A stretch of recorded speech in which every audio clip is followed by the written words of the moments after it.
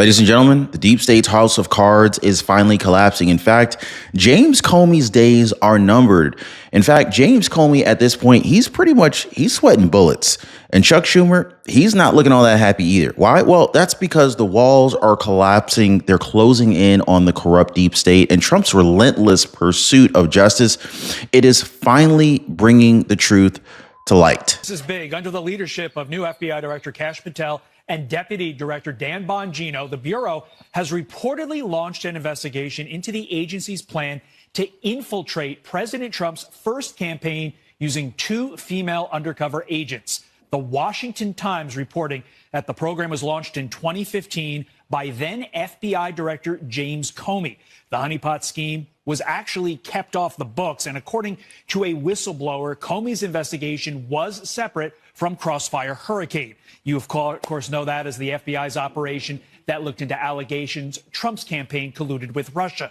A whistleblower disclosure says, quote, the case had no predicated foundation, so Comey personally directed the investigation without creating an official case file in Sentinel or any other FBI system. The FBI has multiple methods of protecting highly sensitive investigations, so Comey did not have a legitimate reason not to officially create an official investigation file or have a file number. FBI leaders are reportedly looking for those once undercover agents who are said to have infiltrated the Trump campaign at high levels. Wow. Now, remember, guys, James Comey, he illegally wiretapped Trump's 26 campaign, and he sent undercover FBI agents into Trump's White House in 2017, all without any legitimate cause. Now, with Trump poised for a 2024 victory, which he's already won, the FBI under new leadership has officially launched an investigation into James Comey's illegal activities. Do you stand by your House testimony on March 20th that there was no surveillance of the Trump campaign that you're aware of? Correct. You would know about it if they were, is that correct? I think so, yes. Okay. New FBI Director Kash Patel and Deputy Director Dan Bongino, they're on the hunt, uncovering James Comey's off-the-books honeypot operation, a scheme designated to infiltrate Trump's campaign using two female undercover agents. Now, this wasn't just a rogue move. A whistleblower has now officially confirmed that this was a completely separate, unauthorized operation, not even part of this infamous Crossfire Hurricane investigation. Now, if you guys appreciate the daily news updates, please take a second, hit the like button for the video. I really do appreciate you guys. This is the only way that we can attempt to overcome the YouTube algorithm. And also, don't forget to subscribe to the channel. But also, did you hear about actor Gene Hackman and his wife being found dead in their home? Comment down below if you guys are aware of what just happened.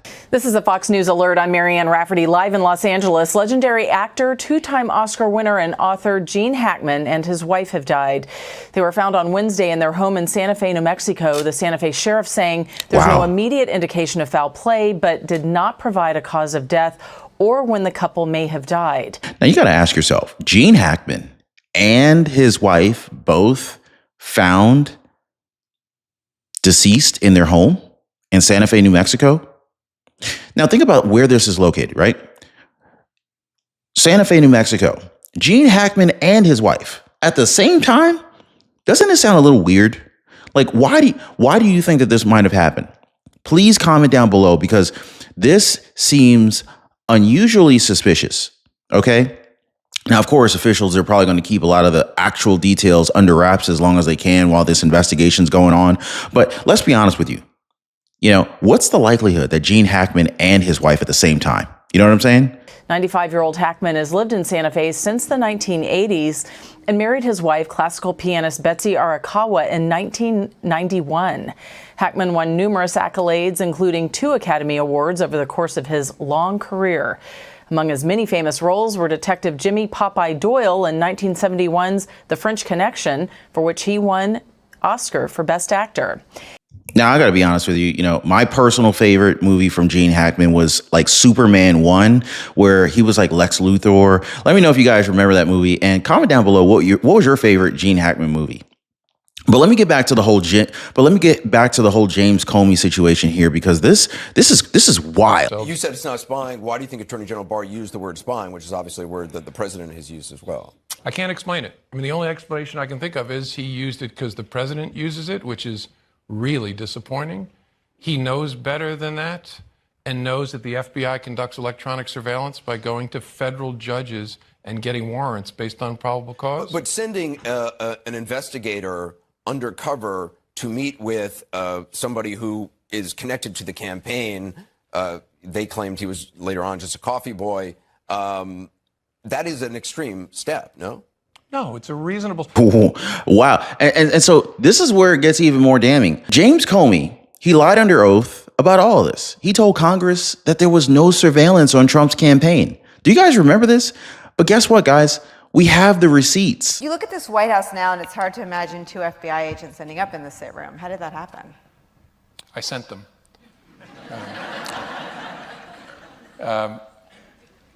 Something I probably wouldn't have done or maybe gotten away with in a more organized investigation, a more organized administration, in the George W. Bush administration, for example, or the Obama administration. In both of those administrations, there was process. And so if the FBI wanted to send agents into the White House itself to interview a senior official, you would work through the White House counsel, and there'd be discussions and approvals and who would be there. And I thought it's early enough, let's just send a couple guys over. Wow. Once James Comey, thought he got away with it, he openly admitted to spying on Trump's 2016 campaign, guys. No remorse, no regret. He literally bragged about it. Like, this is absolutely unbelievable. Like, this is the level of arrogance that we're dealing with. The FBI was weaponized. The FBI was weaponized against a sitting president, and James Comey had the audacity to flaunt it, assuming that he would never be held accountable. But guess what? He was dead freaking wrong. You said that Trump poses a near existential threat to the rule of law. And this is something, similar language that I hear privately from national security officials, some people you and I both know, who will say this privately about what a second term could mean. But tell me a little bit about the specifics of what he could try to do. What do you mean by that? Well, think about what 4 years of a retribution presidency might look like. He could order the investigation and prosecution of individuals who he sees as enemies. I'm sure I'm on the enemies list. Because the president, I wonder why, does oversee the executive branch entirely, which includes the Department of Justice, prosecutors and investigators. And so he could direct that individuals be pursued. Now, guys, again, this is a level of arrogance that we're dealing with here, guys. The FBI was clearly weaponized against the sitting president, and James Comey literally, he just flaunted it. He thought he was never going to be held accountable. And it gets even worse. He also admitted to sending FBI agents into Trump's White House. He bypassed all normal protocol. If this had happened under Obama or Bush, it would have been unthinkable. But with Trump, James Comey knew he could get away with it because the deep state was working overtime to help to destroy Trump's presidency. So you basically just sent agents into the White House. No shame, no hesitation, just pure corruption. But now the justice is finally catching up with the deep state operators. In fact, the investigation into James Comey is real, and he knows it. And so this is why just a few months ago, as Trump's 2024 victory looked inevitable, James Comey, he went to mainstream media to beg Americans not to vote for Trump. Unbelievable, right? But James Comey, he knows what's coming. He knows Trump is about law and order, and he knows that his deep state protection is fading fast. In fact, even Chuck Schumer himself, he let it slip that the intelligence community has about 6 ways from Sunday in order to get back at Trump. Watch. On the intelligence community, they have 6 ways from Sunday at getting back at you. So even for a practical, supposedly hard-nosed businessman, he's being really dumb to do this. What do you think the intelligence community would do if they were motivated? I don't know, but from what I am told, they are very upset with how he has treated them and talked about them. Whoa. Chuck Schumer, guys. That guy seems dangerous. And I mean, just a snake, right? Like, how twisted is that? The deep state is openly admitting that they go after anybody who dares to challenge their grip on power. And Democrats try to act like they're the nicest people. They're the most upstanding group. They're, that they point the finger at Republicans and conservatives like they're the worst of the bunch. These guys are like gangsters. Democrats are scary, guys. Like, this is exactly why Trump has to drain the swamp. And the process has already started with James Comey. For years, these unelected swamp creatures have operated without consequence, weaponizing government agencies against the will of the American people. Guys, that freaking ends now. So to all the corrupt bureaucrats in Washington, D.C. who thought that they could just silence Trump, you're next. So drop me some comments down below, guys. Let me know if you think that Comey will finally face real justice now that you have Trump at the helm as the commander-in-chief and you've got Kash Patel as the FBI director. Y'all let me know what you think here. Hit me up in the comments down below if you're fired up about Trump fighting back against the deep state. And again, if you haven't already, please hit the like button. Thank you so much for subscribing to the channel. I really appreciate you guys. Hey, by the way, guys, if you're one of the real ones who really enjoy what we do here on the channel, you've got to check out the Inner Circle. This is where our true supporters get exclusive access to content that I just can't share here, completely commercial free. It's also the best way to keep this channel going strong. So if you want to be a part of something special, join us over there. Links in the description or in the pinned comment down below. But gone are the days of Barack Obama. And the best they can muster for DNC chair is this boring white guy named Ken. Take a look. We need to get the DNC out of D.C., out of the Beltway, reconnecting our message back with voters. That's job number one, right? So many parts of our coalition left us this last election cycle, right? We know that, from Latino voters to working class households to young voters to women. You can go down the list. The only two groups that we overperformed with in the last election cycle were wealthy households and college-educated voters. That's a damning indictment on the Democratic Party. We got to do a better job. Okay, Jesse, isn't it refreshing? Let's talk about Stephen A. for a minute. Yeah. Isn't it refreshing that a man that they're pushing for president, the Democrats, is saying, you are so stupid, you have such a weak bench, you're actually asking me to do it? Yeah, and Carville just called him an idiot. Carville just said, basically, shut up and dribble. And if you're a Democrat, now is the time to run. It's an open primary. You don't have to run against Trump anymore. You're dealing with Harris, who's the front runner. See what I mean? So if you're a celebrity, if you're wealthy, if you're Harold Ford Jr., this is when you go for it. And I mean, go for it. Now, I got to say this, guys. The Democratic Party is desperate for something new. And it's hard to argue with Stephen A. Smith's logic here. He's a basketball commentator, and he's being considered as the future face of the party. But as you heard, James Carville, he wasn't very happy with Stephen A. Smith's words. He even went on an expletive-filled rant against him online because he was just so offended by it. Something that Stephen A. Smith didn't like because he fired back real quick. Stephen A., you me before you start running your mouth off about politics, a topic of which you really don't know anything about. So, Stephen A., keep up your on sports. I enjoy it. I like it, but don't make a fool of yourself anymore and talking about politics. Ooh, attacking Stephen A. is crazy. He's like one of the hottest talents in America and probably one of our top trash talkers. Stephen A. heard the Raging Cajun's message loud and clear, fired right back. But if you really think, James Carville, about what I said, you've been saying the exact same things. I saw you on Fox News. I saw you on CNN. I saw you on your podcast. Where the hell you think I got some of the stuff from? Is what I said really the problem? Or is it the fact that some novice who doesn't know his ass from a hole in the wall when it comes to politics is resonating in the political stratosphere more than you? And if you're going to mention my name, can we cut out the profanity?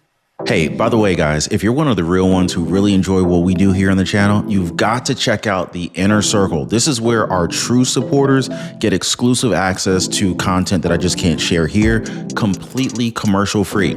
It's also the best way to keep this channel going strong. So if you want to be a part of something special, join us over there. Links in the description or in the pinned comment down below. They're running out of people to fight because they know they cannot fight Trump. The president's seeing his best approval ratings as of late because he's doing what we want him to do. So now Democrats are left fighting amongst themselves as to what the heck went wrong. And I think it's pretty clear to most people, even Democrats, that Stephen A. Smith is making the most sense here. He's speaking with a very direct understanding of what's happening in politics. And, you know, some people say, oh, he's just a sportscaster. I don't know. He's starting to prove himself to be a lot more than just that. And if they don't listen to this man, well, there is a chance that Democrats will never win again, especially if they stick to their stubborn ways and vote against everything that Americans want and continue to steal our money through taxes. Now, on that note, I do want to talk about Representative Jasmine Crotch Rocket, but she's been making a lot of noise as of late, guys. And it's not the kind of noise that's actually good for her own party. Watch. Really been the one to call it out. The fact that I'm rooting for Canada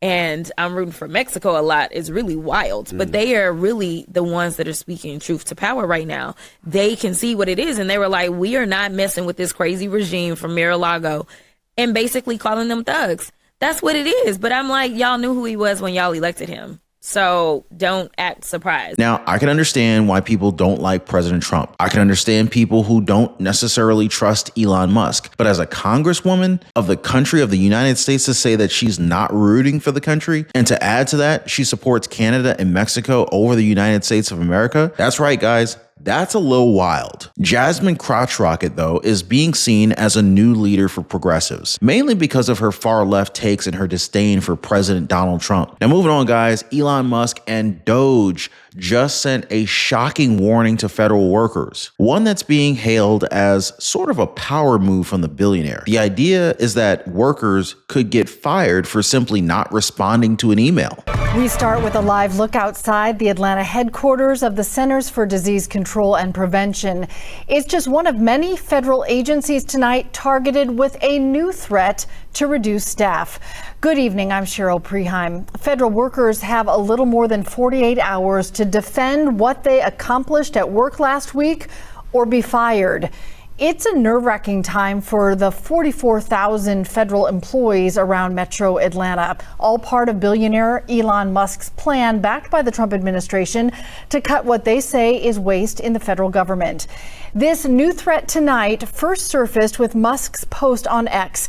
11 Live has independently confirmed this email was sent tonight to federal workers and includes a deadline of 11:59 p.m. Monday for employees to respond to prove their worth or be fired. Now, I want to go ahead and paint a very simple picture here, guys. If you work for the government and you're unable to cite what you worked on in the past week, then that's trouble. Because workers are expected to, I don't know, work. That's what a lot of Americans do 5 days a week. And these are federal workers, guys. They get paid off of our backs. They get paid off of our taxpayer dollars. To say that it's a threat to ask someone if they've been working is a little ridiculous. Instead, these news outlets should be asking why federal workers are afraid. And I think Elon Musk made it very clear through his post on X. Here's what he said. The reason this matters is that a significant number of people who are supposed to be working for the government are doing so little work that they're not checking their email at all. In some cases, we believe non-existent people or the identities of dead people are being used to collect paychecks. In other words,